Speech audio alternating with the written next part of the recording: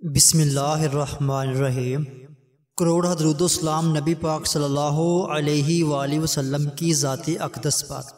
شاہ جی info دیکھنے والے تمام دوست احباب کو السلام علیکم ورحمۃ اللہ وبرکاتہ۔ ناظرین کرام، کیا آپ جانتے ہیں کہ یہودیوں کے جسموں سے گندی بدبو کیوں آتی ہے اور کس طرح 70,000 یہودیوں کو مار کر دوبارہ زندہ کیا گیا تھا؟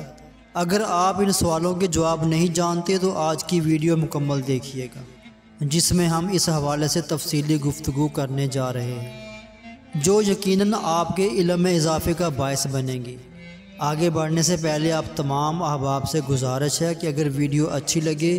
تو اسے لائک اور اپنے سوشل میڈیا دوستوں کے ساتھ صدقہ جاریہ کی نیت سے ضرور شیئر کر دیں، اور آپ کے اپنے چینل شاہ جی انفو کو سبسکرائب کر دیں، اور ساتھ لگے گھنٹی والے بٹن کو دبا کر آل پہ لازمی سے کلک کر دیں۔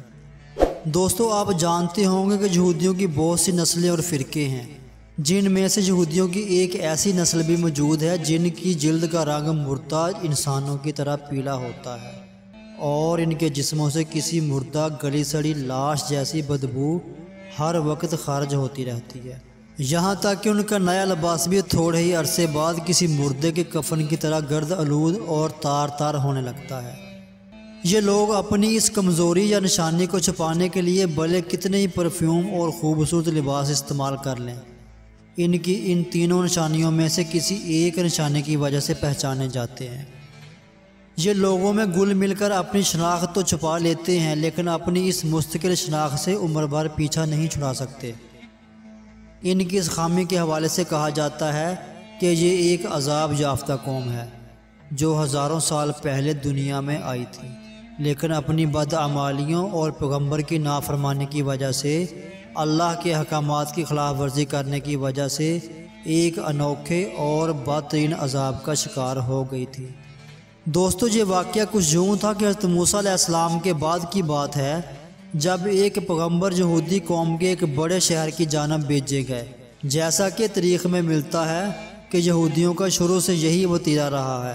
کہ اللہ تعالیٰ کے سخت نافرمان رہے ہیں۔ یوں اس قوم کے مختلف شہروں اور قبیلوں کی اصلاح کے لیے ایک وقت میں سینکڑوں کی تعداد میں پیغمبر اور نبی بھیجے جاتے رہے۔ کہا جاتا ہے کہ ان پیغمبروں کی کل تعداد میں سے 90% پیغمبر، یعنی 1,00,000 سے بھی زائد، صرف یہودیوں کی طرف بھیجے گئے تھے۔ اسی طرح ایک قوم کی طرف جس شہر میں ایک پیغمبر کو بھیجا گیا، وہ ایک بہت بڑا شہر تھا جہاں لاکھوں کی تعداد میں انسان رہتے تھے۔ ایک بار ایسا ہوا کہ پیغمبر نے اللہ کے حکم سے لوگوں کو اکٹھا کیا اور نافرمانوں کے ایک لشکر سے جہاد کرنے کے لیے تیار ہونے کا حکم دیا، لیکن جیسا کہ یہودی روپے پیسے کے لالچی، دنیا دار اور جنگ و جدل سے دور رہنے والی قوم ہے، لہٰذا انہوں نے پیغمبر کو واضح طور پر انکار بھی نہیں کیا اور ہاں میں جواب بھی نہیں دیا، لیکن بہانے بازیوں سے ٹال مٹول کرنے لگے۔ اس وقت کے پیغمبر ان کو روزانہ گھروں میں جا کر جہاد کی تیاریوں کا حکم دیتے، لیکن وہ دنیاوی زندگی میں اتنا کھو چکے تھے کہ موت کے تصور سے ہی گھبرا جاتے تھے۔ اس طرح وقت گزرتا رہا اور وہ اللہ کی طرف سے آنے والے اس حکم سے بالکل بے نیاز ہو گئے، لہٰذا ان پر اللہ کی طرف سے عذاب لانے کا فیصلہ کیا گیا۔ ان لوگوں کو اللہ کے عذاب سے بہت ڈرایا گیا، لیکن ان کی نافرمانیاں جاری رہیں، اور پھر ایک روز ان میں طاعون کی وبا پھوٹ پڑی اور روزانہ درجنوں افراد موت کے منہ میں جانے لگے۔ اس قوم کے چلاک اور ہوشیار لوگوں نے جب یہ صورتحال دیکھی تو ان کو یقین ہو گیا کہ ان کی نافرمانی کی وجہ سے ان پر اللہ کا عذاب نازل ہو چکا ہے۔ چنانچہ وہ لوگ اس شہر سے نکلے اور دور دراز کسی جنگل میں رہنے کے لیے چل کھڑے ہوئے۔ وقتی طور پر جگہ تبدیل کرنے کی وجہ سے وہ طاعون کے مرض سے بچ گئے، جس کو دیکھتے ہوئے انہوں نے فیصلہ کیا کہ وہ اسی جنگل میں رہیں، اپنے بچوں، دوستوں، ساتھیوں اور رشتہ داروں کے ساتھ اس وقت تک مقیم رہیں گے جب تک ان کے شہر میں طاعون کا عذاب نہ ٹل جائے۔ ابھی ان کو وہاں رہتے ہوئے چند دن ہی گزرے تھے کہ ایک دن اللہ تعالیٰ نے ایک فرشتے کو بھیجا، اور یوں ان کی چلاکی اور عقل ان کے کام نہ آئی اور ان پر عذاب پہنچ گیا۔ فرشتہ ایک بلند پہاڑ پر کھڑا ہوا اور اس نے ایسی خوفناک چنگار کی آواز نکالی کہ جس نے وہ آواز سنی دہشت اور خوف سے ہوش و حواس کھو بیٹھا۔ اس کے بعد فرشتے نے ایسی گونجدار آواز میں پکارا موتو یعنی مر جاؤ۔ اس کے یہ الفاظ ادا ہوتے ہی جہاں جہاں پر وہ یہودی موجود تھے وہیں پر گر گئے، اور اسی وقت ان کی روحیں ان کے جسموں سے پرواز کر گئیں۔ یاد رہے کہ ان میں سے کوئی بھی بیمار نہیں تھا، یہ سبھی لوگ نارمل اور صحت مند تھے، جبکہ ان کی تعداد تقریباً 70,000 کے لگ بھگ تھی۔ جنگل کے اندر جہاں یہ لوگ رہائش پذیر تھے وہاں لاشیں ہی لاشیں پڑی تھیں، جن میں بچے، بوڑھے، عورتیں سبھی شامل تھے، جو بے جان ہو کر اوندے منہ زمین پر کیڑے مکوڑوں کی طرح بکھرے پڑے تھے، یہاں تک کہ پورے جنگل میں کوئی انسان بھی باقی نہ بچا تھا۔ حیرت کی بات یہ تھی کہ ان کے قریب کوئی درندہ اور جانور بھی نہیں آتا تھا، جس سے چند روز کے بعد ان کی لاشیں گلنے سڑنے لگیں، اور اتنے لوگوں کی لاشوں کی بدبو کی وجہ سے جنگل میں اور جنگل کے ارد گرد آبادیوں میں ناقابل برداشت بدبو پھیل گئی، جس پر علاقے کے لوگوں نے فیصلہ کیا کہ ان کو ایک جگہ اکٹھا کر کے ان کی چاروں طرف ایک دیوار بنا دی جائے۔ کچھ وقت گزرا تو ایک روز اس قوم کے پیغمبر اس جنگل میں سے گزرے تو انہوں نے اپنی قوم کے ہزاروں افراد کا عبرتناک انجام دیکھا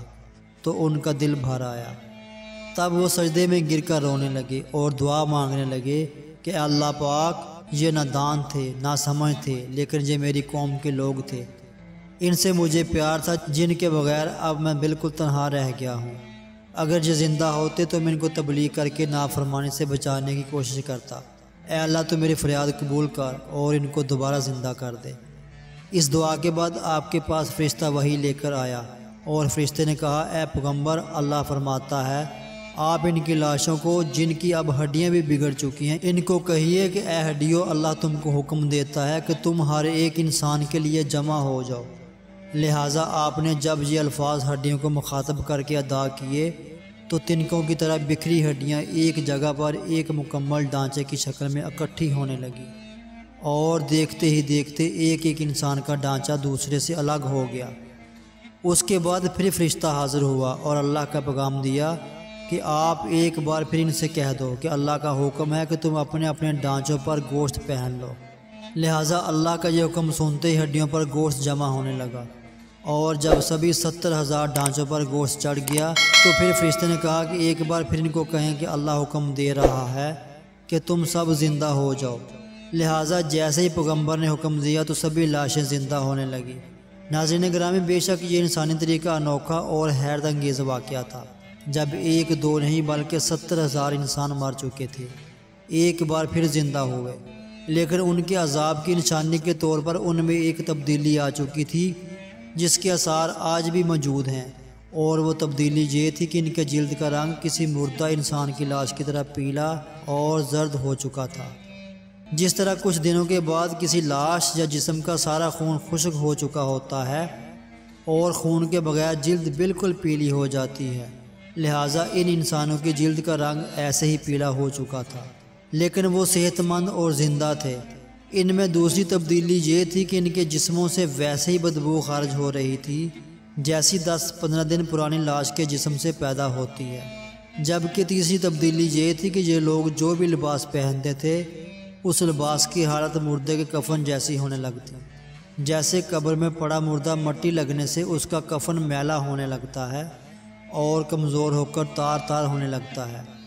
یہ تینوں نشانیاں ان کی زندگی میں شامل ہو چکی تھیں، حتیٰ کہ ان کی آنے والی نسلوں میں بھی یہ نشانیاں پائی جاتی ہیں، اور آج ہزاروں سال گزرنے کے بعد بھی اس نسل کے یہودی